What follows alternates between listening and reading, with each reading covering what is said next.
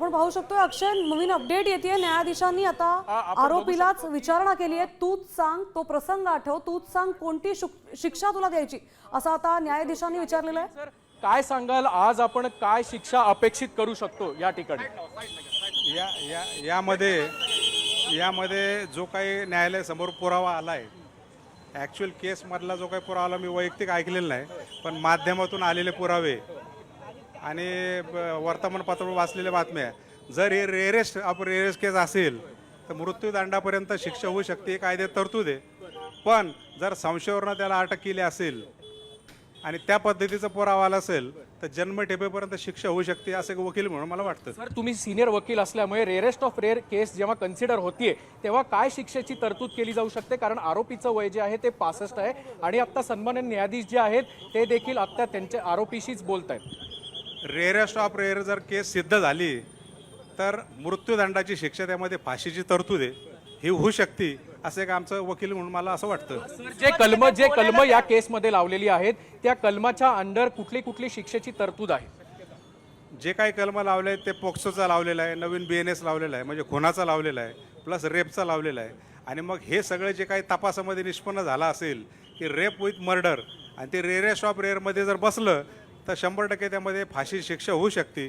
आणि जर न्यायालयाला असं वाटलं की संशयावरून अटक केली पण गुन्हा तर घडला आहे, त्या मुलीचा बाळाचा मृत्यू झाला आहे आणि ह्या आरोपीने केला असं सिद्ध झालं आहे, पण रेअरेस्ट ऑफ रेअर म्हणजे अतिशय थंड डोक्याने केलेला ज्याला आपण खून म्हणतो, हा जर सिद्ध नाही झाला तर जन्मठेप आणि काही दंडात्मक शिक्षा होऊ शकते। साक्षीदारांचा जबाब नोंदवण्यात आला होता, काही अल्पवयीन मुलं मुली होती ज्यांनी त्या नराधमाला शेवटच्या त्या मुलीसोबत, त्याचा इफेक्ट काही पडू शकतो यावरती? शेवटी कोर्टाच्या प्रोसिजरमध्ये चाइल्ड विटनेस ज्याला म्हणतात त्याला कायद्यामध्ये फार महत्त्व आहे, कारण ते शेवटी इनोसंट असतात। ती जी काही कहाणी शपथेवर न्यायालयासमोर सांगतात त्याला न्यायालयाला ग्राह्य धरावं लागतं।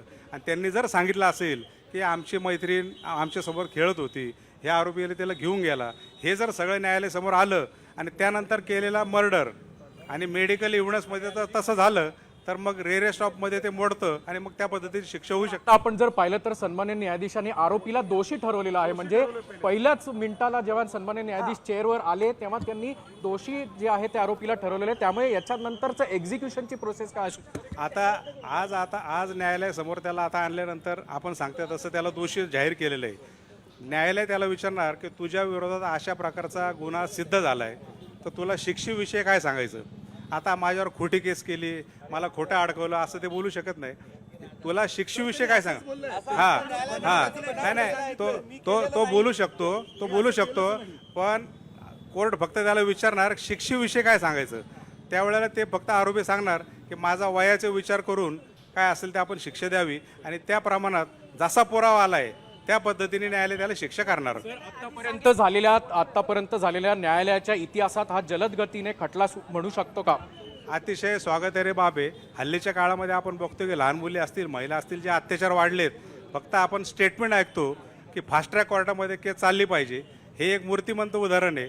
पोक्सो ॲक्ट जर आपण पाहिला तर पोक्सो कायद्यामध्ये 30 दिवसात दोषारोपपत्र दाखल करून 1 वर्षात केसचा निकाल लागावा, ही देखील वस्तुस्थिती आहे, पण तसं होताना दिसत नाहीत।